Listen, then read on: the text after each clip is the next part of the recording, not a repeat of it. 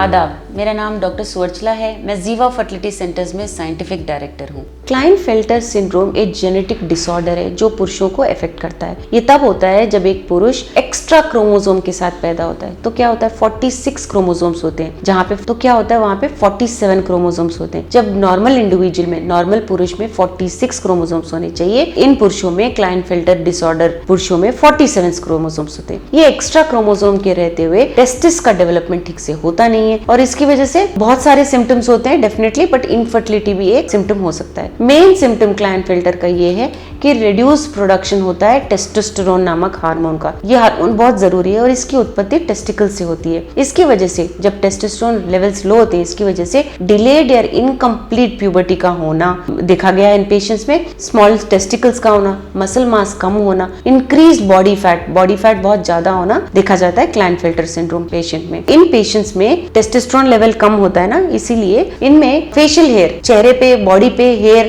कम रहना या बिल्कुल ही नहीं रहना भी देखा गया है। इनमें ब्रेस्ट एनलार्जमेंट भी देखा जाता है इन पेशेंट्स में। इनफर्टिलिटी भी एक कॉमन कॉम्प्लिकेशन है इन पेशेंट्स में। ये इसलिए क्योंकि टेस्टोस्टेरोन लेवल्स कम है और इसकी वजह से स्पर्म का प्रोडक्शन भी कम हो जाता है टेस्टिस में। और इन पेशेंट्स में कभी कभी स्पर्म प्रोडक्शन बिल्कुल ही नहीं रहना या कम हो जाना देखा गया है सीमन में। कई पेशेंट्स में स्पर्म्स बिल्कुल ही नहीं होते और इनमें नेचुरली फर्टिलिटी का हो पाना मुश्किल होता है। लेकिन कुछ ऐसे ट्रीटमेंट ऑप्शंस हैं जिससे क्लाइनफेल्टर पेशेंट पुरुषों में भी फर्टिलिटी अचीव किया जा सकता है। एक तो होता है टेस्टोस्टेरोन रिप्लेसमेंट थेरेपी। इसमें जो टेस्टोस्टेरोन नेचुरली प्रोड्यूस नहीं हो रहा है उसे हम एक्सटर्नली सिंथेटिक फॉर्म में देते हैं। टेस्टोस्टेरोन थेरेपी मसल मास को इंक्रीज करता है, बॉडी फैट को डिक्रीज करता है और सेक्स ड्राइव को भी इम्प्रूव करता है। इसकी वजह से स्पर्म प्रोडक्शन भी इम्प्रूव हो सकता है। इसीलिए हार्मोन थेरेपी कई क्लाइनफेल्टर सिंड्रोम पेशेंट में काम करता है।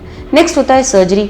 जब स्पर्म्स इम्प्रूव नहीं हो पाते हैं तो टेस्टिस से स्पर्म्स को निकाला जाता है, या हार्मोन रिप्लेसमेंट थेरेपी के बाद अगर सीमन में सैंपल में स्पर्म्स नहीं आ पा रहे हैं तो टेस्टिस से भी स्पर्म्स को निकाला जा सकता है। इन स्पर्म्स को इक्सी, इंट्रासाइटोप्लाज्मिक स्पर्म इंजेक्शन द्वारा एम्ब्रियोज तैयार करने में यूज किया जाता है और इन एम्ब्रियोज को उनके पार्टनर या वाइफ के गर्भ में जब डाला जाता है तो सक्सेस रेट बढ़ाया जा सकता है। सो आईवीएफ या इक्सी क्लाइनफेल्टर पेशेंट सिंड्रोम में यूजफुल होता है, स्पेशली जब स्पर्म्स ट्रीटमेंट के बाद भी पाए जा सकते हैं। इसके बारे में और जानकारी के लिए अवश्य जीवा फर्टिलिटी सेंटर्स आइए। धन्यवाद। हमने इस वीडियो बनाने के लिए बहुत मुशक्कत की है। मेहरबानी करके हमें लाइक और सब्सक्राइब जरूर कीजिएगा। शुक्रिया।